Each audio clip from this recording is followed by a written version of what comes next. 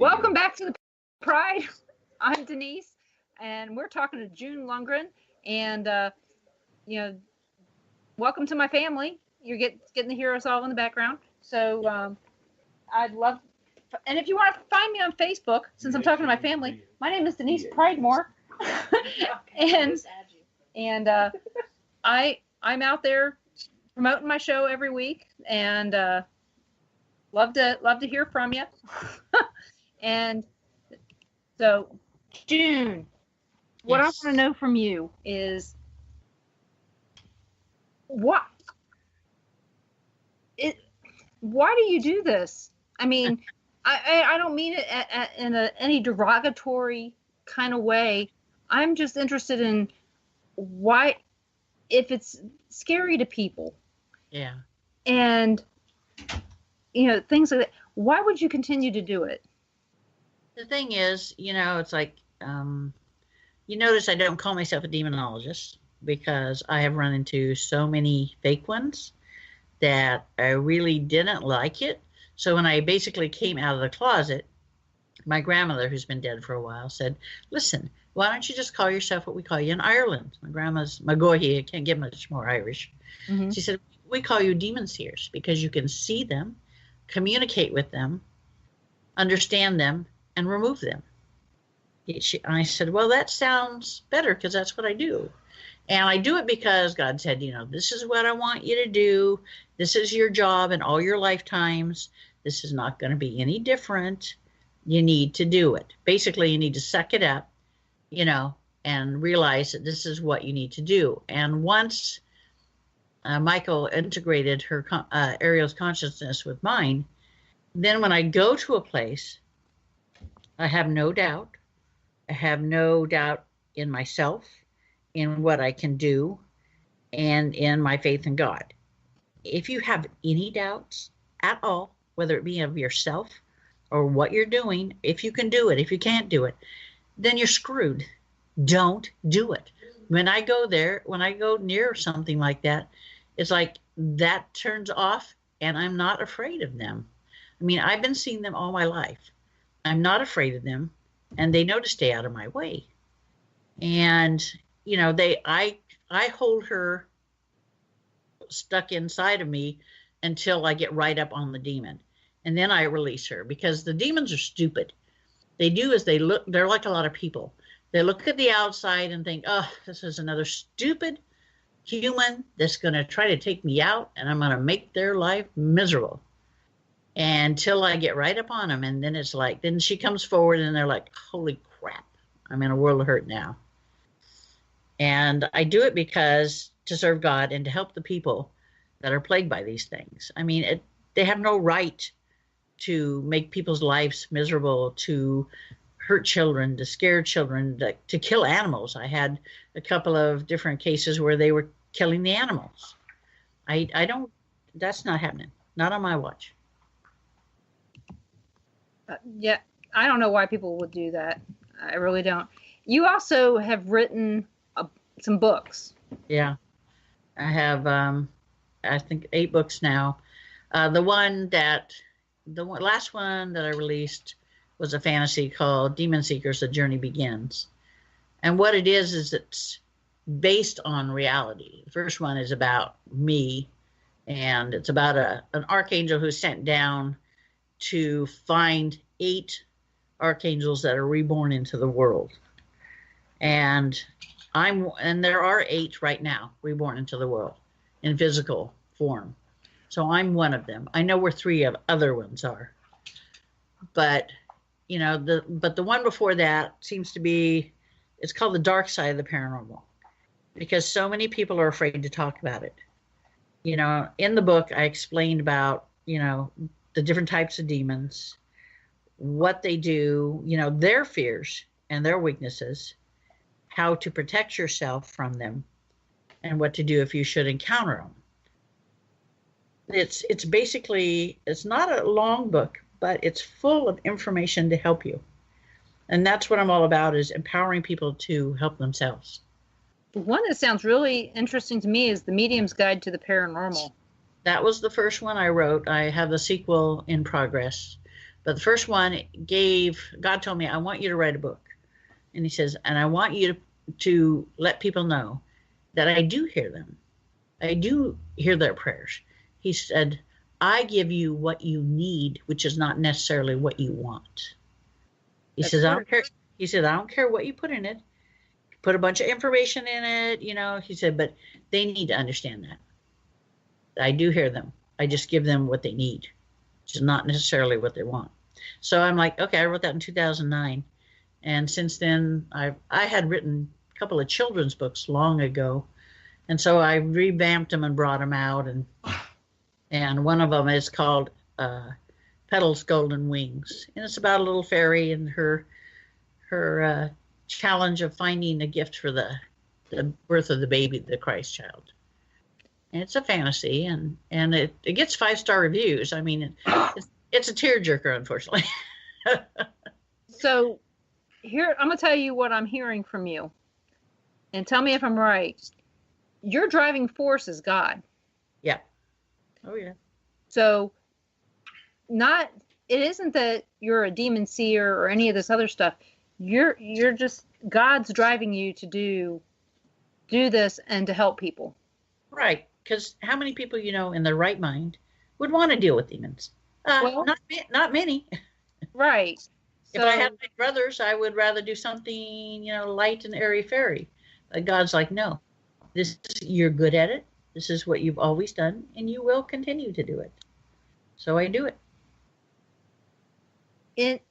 Also, I had somebody ask me earlier about you. Okay. Uh-huh. This is just out of the blue. They asked me if you see other spirits. And I said, I would assume so, but I don't know. I said, so I'd have to ask, just because you see demons, and I know that you're a medium, but I have to assume you would, but yeah, I see everything, including elementals. Even elementals. That is amazing. And then you're an animal communicator. So does that mean you communicate with live animals or dead animals? Both. Both. If they're live, I kind of get, some people see images, some people get feelings. I get full-on conversation. When I first make contact with the animal, at first they're kind of taken aback at the fact that they can understand me. Mm-hmm. And then it's like, oh, right on. Yeah, this is what I want, or I hurt here, or I hurt there, or this is a problem that needs to be fixed, or can you tell them this is what I need help with this or that. And so I do it. Can you even talk to cats? Because cats are really obstinate. Yeah, I know. I had a lady that contacted me from down in Eugene, Oregon, and she's like, I need to have you talk to my cat.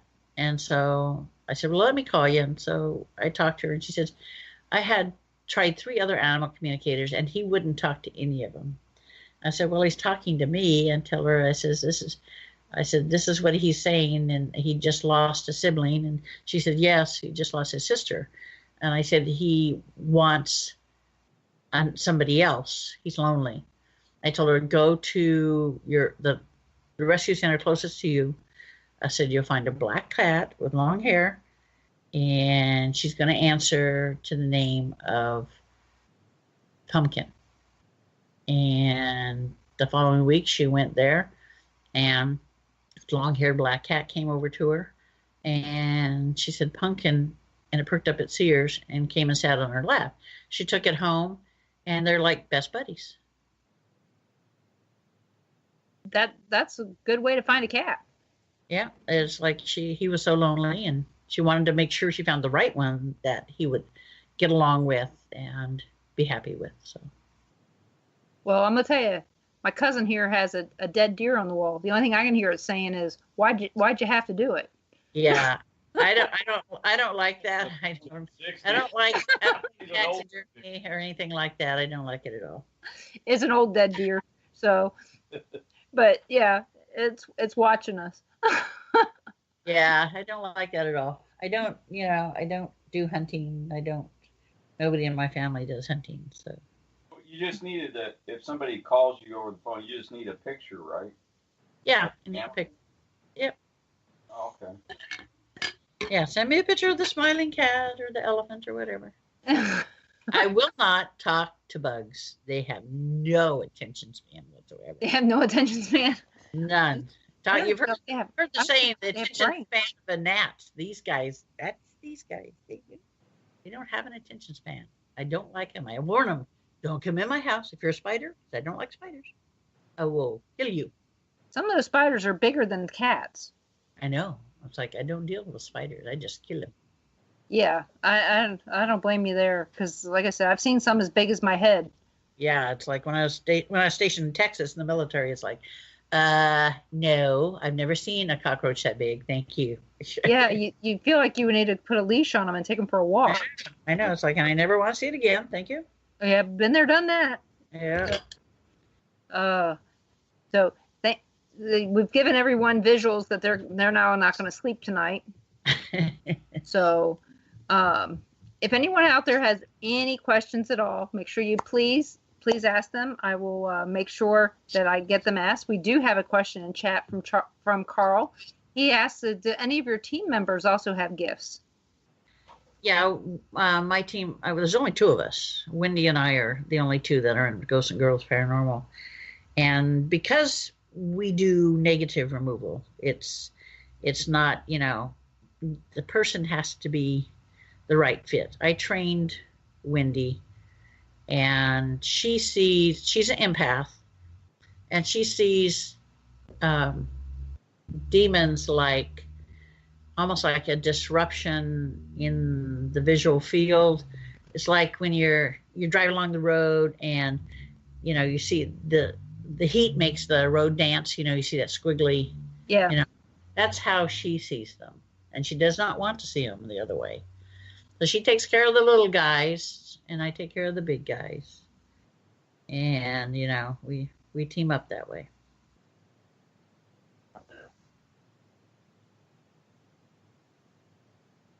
My sister asked a question, but I don't know. Ask June Good. I don't know what she's talking about. So we'll find out what she means later. Judy, if you're listening, if I knew what the question was, I'd ask it, but I don't. But I've seen all your messages, so just come on in the house. If you're here, come in. You can ask your own question to June. Door's unlocked. The door's unlocked, Dan says. So come on in. So we're going to be going to a break at the top of the hour. So we're going to keep on talking here for a couple more minutes. June, do you have a short story about anything that you think is really interesting that happened recently? Went to Alcatraz. Really? Yeah, in May. We did a night. Me and Wendy, we did a night investigation. It was kind of cool. I'm going inside, and they give you headphones so you can listen to the history and stuff like that. And I hadn't put on my headphones yet, and I'm going into cell block A, and I hear this guy say to me, "Hey, you gonna help us or what?" I look over to the right, and here's this guy in the jail cell. It reminds me of like Peter Lorre back in his younger days, skinny and buck-toothed and big eyes. I said, "Not if you keep bothering me, I'm not going to." He's like, "We need to have you remove that thing." And I'm like, "Yeah, I know. I'm heading to cell block D. Don't worry about it." So it's D for demons and D for solitary confinement. So I did. So I removed they lock you into cell 13, and people just like, don't go in there. Things, you get attacked by things in there. And like the Ghost Adventure guys went there to cell 13, and Aaron ran out from the demon. So I told my friend, "Let's do it." So we go in there. It's black. You can't even see your hand in front of your face. And then you see this thing that's blacker than black. And you're like, "Right on, let's take it out." Oh, wow. Well, you know what? Can we come back to that after our 5-minute break? Yep. Everybody out there, we're going to take a 5-minute break. You're listening to WBHM out of Birmingham, digital broadcasting out of Birmingham, Alabama. We'll be back in 5 minutes. You guys go get a drink, Go to the restroom. Do what you got to do. We'll see you in 5.